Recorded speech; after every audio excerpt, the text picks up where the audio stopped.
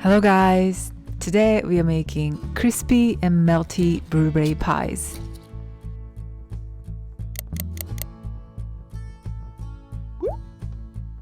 First, let's make from the pie dough. In food processor, add all-purpose flour, sugar, and salt. And cut butter into cubes. It is very important to use cold butter. Now chop the butter using the pulse switch until it gets very tiny. The size should be about between grains such as rice grains and some small beans such as lentils. Now move it into a bowl. If you find a little bit bigger pieces, you can crush them by hands. Now prepare icy cold water and add oil to it and pour that all over the flours. And mix. You can pour all of it at once or add dividing in 2 times like I did today. At the very beginning, the goal is to spread the moisture evenly. I am cutting it and leaving it gentle to do that. And next, push it and press really well with the spatula to eventually form a ball. It will look very powdery at the very beginning, but don't worry, keep doing it and it'll slowly come together. And there are 2 important things here. Do not add additional water even if it looks powdery because it makes the pie crust extra hard and crunchy. And also do not knead the dough or melt the butter because we want butter to remain as pieces to create the flaky pie crust. Once it comes together, divide in half. Wrap with plastic wrap and flatten the surface like this so that you can roll it easier later. You'll see tiny cracks on the side, so pinch them really well and smooth them out so that they're not gonna crack harder as you roll. And now chill this in the fridge for at least a few hours ideally to chill the batter inside and also to rest glutens in flour. Now let's start rolling it. I like to use bread flour for that because it spreads more evenly and it doesn't stick as much as some other flours like cake flour. Apply it all over the dough and the working surface. And today I took it out from the fridge about 15 minutes ahead so that I can soften it a little bit, but still it can crack when I try to roll vigorously. At the very beginning, I push like this gently and make it soften. And you can start rolling once you feel it's soft enough. There's so many ways to roll, and today I used parchment paper, but of course you don't have to use it. You can roll on the table directly.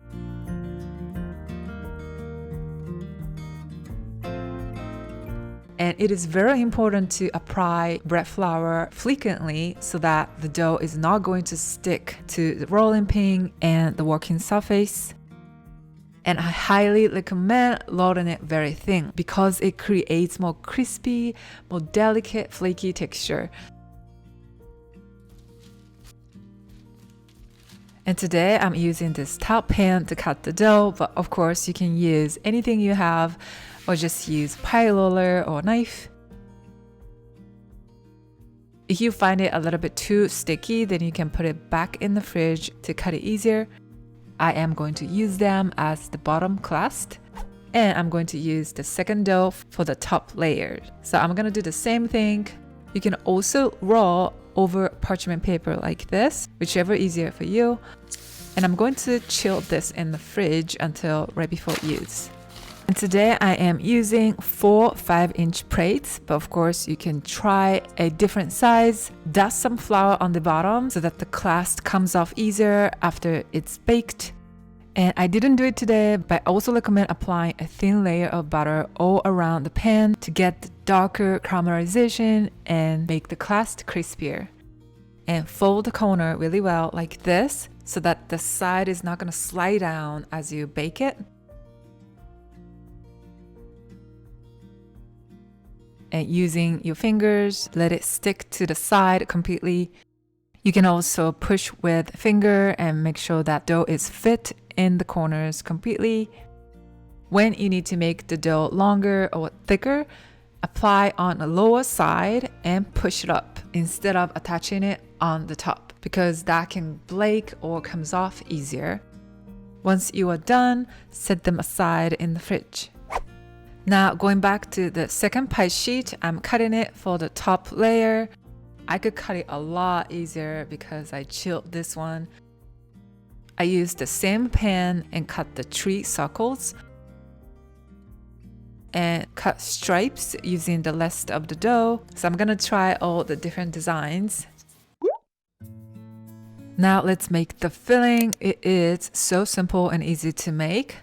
In the bowl, add all the dry ingredients, sugar, salt, cornstarch. It is very important to level out the surface like this to get the accurate amount. And cinnamon, mix roughly, and lemon zest. The flavor goes so well with blueberries. And add blueberries. And finally, lemon juice. And mix really well to ensure that each plate gets the same amount of ingredients. Flip the bottom and check if there is no ingredients hiding there. And divide in 4 plates.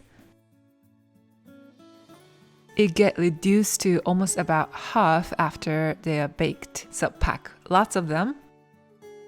After that, you'll see ingredients attached to the bowl like this. It contains all the flavors and a good amount of cornstarch, which helps to thicken the filling. So scrape them off and add on top. Now let's finish assembling and bake them in the oven. To make the egg wash, simply mix the same amount of whole egg and water. And as option, add small amount of butter on top. And going back to the pie dough, you can cut the surface, add some patterns, and you can create any design you like.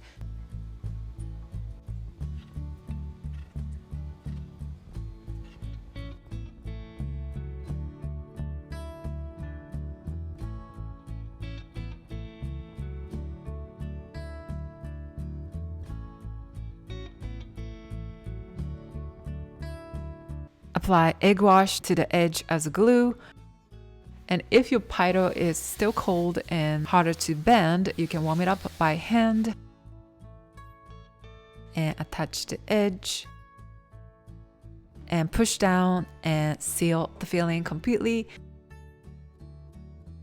And pinch really well so that the filling is not going to come out from there. Next, apply egg wash on top. And bend the edge over like this. And add some pattern with fork as option. And at the very end, adjust the shape with hands like this. And also check if there's no extra dough attached to the side or the edge, because once they are baked, they stick to the plate and it's gonna be a lot harder to take out the pies from the plates. And for the last one, I'm going to weave the stripes for the very classic look.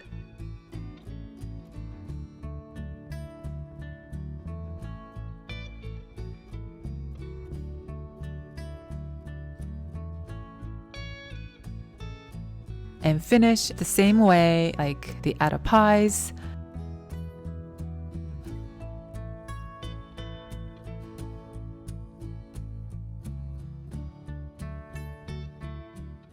And apply a thin layer of egg wash all around the surface.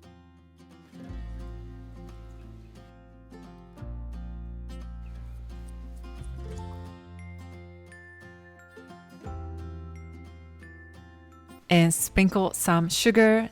This adds such a nice texture and sweetness. And it is very important to chill them in the fridge before you bake them, at least 30 minutes to 1 hour, so that the dough can hold the shapes in the oven while it's being baked, which also leads to flakier and more delicious crust.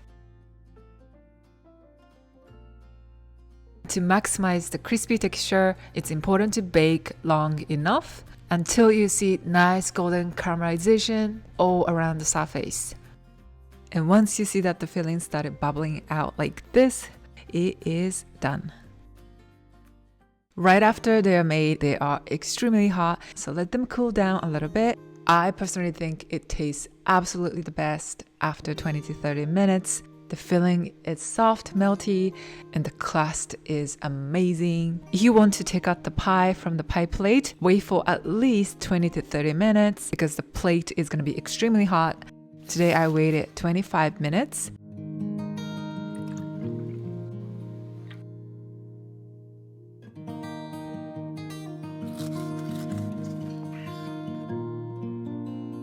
Oftentimes, I like to bake smaller pies like today because I can enjoy the flaky and crispy pie crust in every bite, and it matches perfectly with melty filling like today's.